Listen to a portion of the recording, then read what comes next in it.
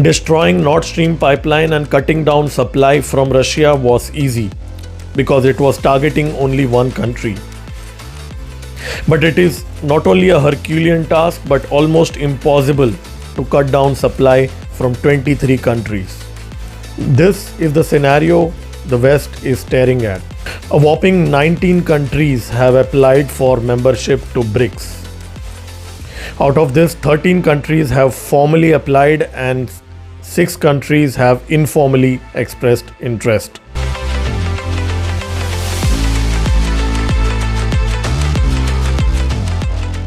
In first week of June, there will be a BRICS Summit which will be held in Cape Town, South Africa, where the membership of these countries will be decided. It is expected that most likely almost all of these countries will be accepted within BRICS, and a new BRICS Plus will be formed then. This will set the base for the launch of the new world currency. In 2014, the new development bank was launched by the BRICS nation. $50 billion of seed fund was invested. $10 billion each was invested by each of the BRICS nations. After that, 3 more countries invested in this bank. This bank is headquartered out of Shanghai. BRICS is going to be a vast subject where I'll be making dedicated videos on each aspect of BRICS. But in this video, I want to highlight something very important that has happened over the last few weeks. You see, BRICS is not just about a new currency. BRICS is not just about economic cooperation. BRICS is a macro strategic initiative where the world's resources will be divided. And in this division, majority of the world's natural resources and minerals will be with the BRICS countries. And United States and Europe will have limited access to a large chunk of these resources if they don't cooperate with the new BRICS Plus. Early this month, in April, Russia had proposed a new BRICS geological platform for data sharing. Now, what this means is that every member of BRICS will be obliged to share their mineral data with each other. This means that all the countries within BRICS will be allowed to share and exchange data with each other of their mineral deposits and natural resources. This will increase transparency among the BRICS nation. But with these 19 new countries supposedly joining BRICS, it would mean that almost around 23 to 24 countries on earth which have more than 80% of world's minerals and natural resources will be sharing with each other the data of their deposits. This will set the foundation for creation of a possible new currency which would be pegged against gold or these natural resources. But that is still speculation as of today. There's no official report or confirmation from any of the BRICS country on this new currency. But at this stage, what we can certainly be sure of is Russia has taken an initiative. The West would see this as weaponization of minerals and natural resources. But what this actually is a geopolitical move. Now, if we go to US government website, we can see that majority of United States mineral requirement is fulfilled through imports. And China and BRICS nations are among the leading contributor to United States mineral imports. And a lot of these minerals, which include rare earth materials like cobalt, zinc, and many other rare earth elements, are very critical for electrification of the power grid. You see, United States has set a very ambitious target of 2035 to fully electrify its country using green energy. If it has to fulfill that goal, it needs minerals and rare earth materials. And if the BRICS Plus countries, after it is formed, if all the 23 to 24 countries cooperate with each other, and tomorrow, due to some reason, they choose to sanction United States and Europe or cut down the supply of these minerals and rare earth materials, it will be a complete disaster not only for United States but also Europe.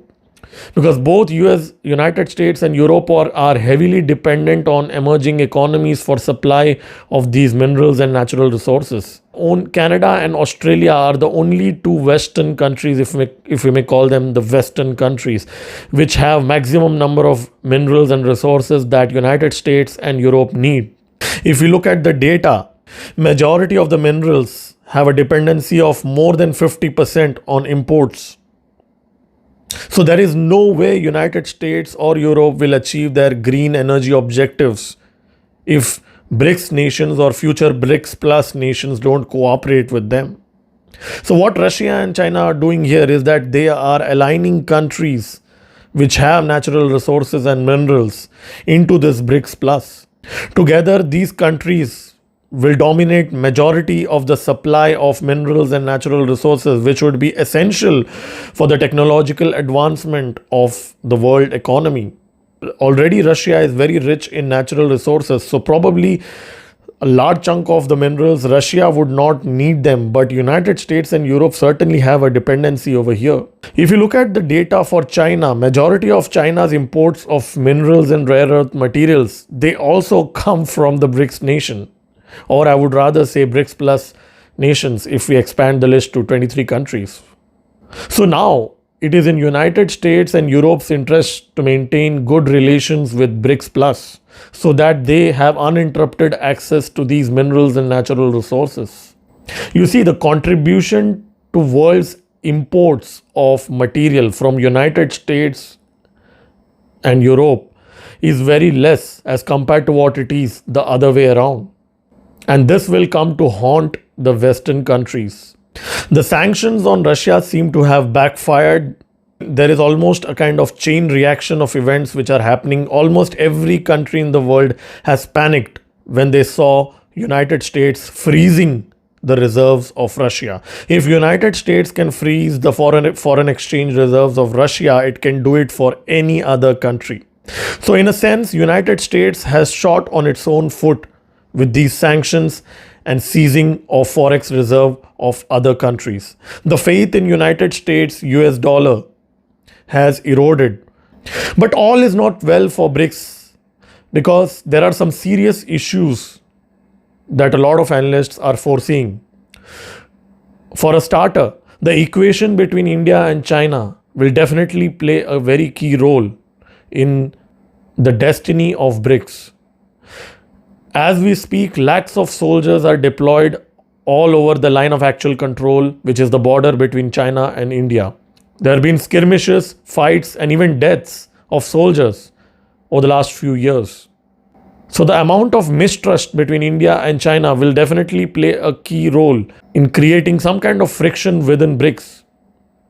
The second thing to note here is that all the 19 countries which have applied for BRICS membership, they all have their own interests and agenda. How all of these countries are going to find voice for themselves is to be seen, because China certainly is closer to some of these countries more than others. You see, the GDP of China is almost twice that of the other members all put together in BRICS as of today. Even if these 19 countries join, still China would be the dominant player. And we can't rule out looking at the authoritative nature of the Chinese leadership. If tomorrow China has undue influence among these BRICS nations, there are possibilities that there would be friction among the BRICS nations as well. Today, the BRICS aspirants have aligned together with an objective to secure their future outside of USD, because they fear that they might be sanctioned tomorrow if they trade with China and Russia, if tomorrow a conflict breaks out in Taiwan. That is the driving factor for these 19 countries to apply for BRICS. Third thing is that these countries, it's not like they're shutting down on USD. Mind you, United States still is the leading player when it comes to attracting foreign exchange reserves. USD is still the dominant currency as we speak, even today. It will be foolish to think that these emerging and developing countries can ditch USD completely and migrate to the new proposed BRICS currency. They will still have to trade in USD in many scenarios. So they are not going to burn the bridges. So there are challenges within this BRICS Plus initiative. But one thing is for sure, United States and Europe have to accept this new reality that they no longer drive the world agenda. Smaller countries from all over the world are being grouped by Russia and China.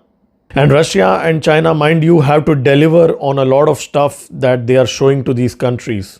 But at this stage, at least, they are winning the round one. This new BRICS Plus initiative will make the world a dangerous place. Because last time, the few countries that challenged United States dollar either were invaded or were engulfed in civil war, or they were sanctioned. This time, the opponents for United States are far more powerful countries. United States is no longer dealing with small Middle Eastern countries or small African countries. There are some really powerful countries which have conflicting interests with United States. So, United States, which has dominated the world economy for the last 50 years, will not go down with a fight. It is to be seen what Washington will do, what plans Pentagon has.